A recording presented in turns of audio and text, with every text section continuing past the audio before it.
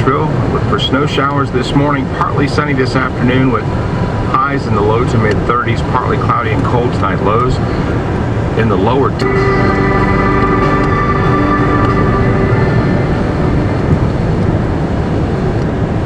This is Weekend Edition from NPR News. I'm Scott Simon.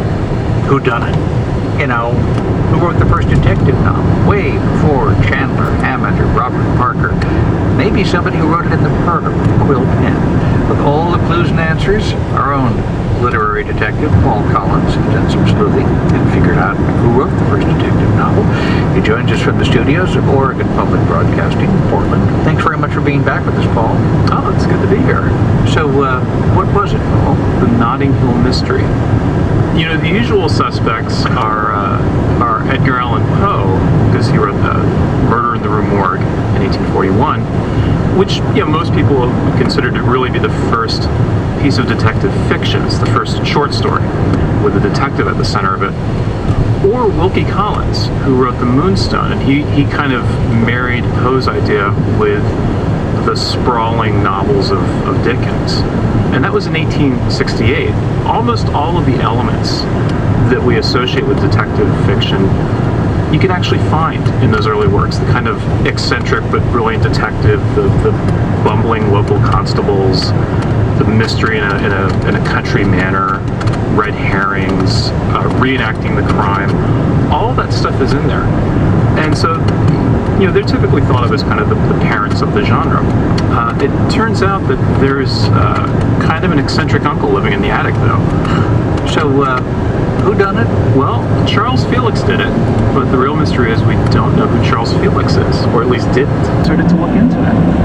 Wow. And? Don't leave us hanging. Identified by his initial, as common with Victorian novels. And his wife, Madame R., his wife has passed away. And his wife has passed away because she was sleepwalking and went into the Baron's private laboratory because he's an enthusiastic amateur chemist. And in her sleepwalking, picked up a bottle of acid and drank it. And Paul, hold up for a moment. Ready? Sure.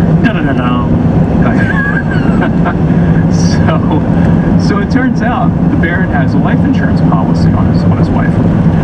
And in looking at this, yes. Well, it gets worse. They discover that he doesn't have just one insurance policy for £5,000. He's actually taken out 5 life insurance policies, each worth £5,000, with 5 different insurance companies. For her wit as her shtick. Yes, she slipped off certain articles of clothing, but you'd see just as much flesh in a Doris Day movie. And Gypsy Rose Lee flung gloves or ribbons into the audience.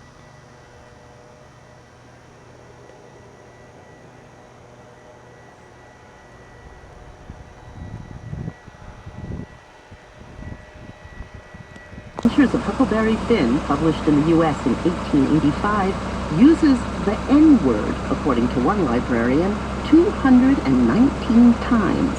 Some readers just can't get past it, says Twain scholar. With the Prairie Home Companion tonight.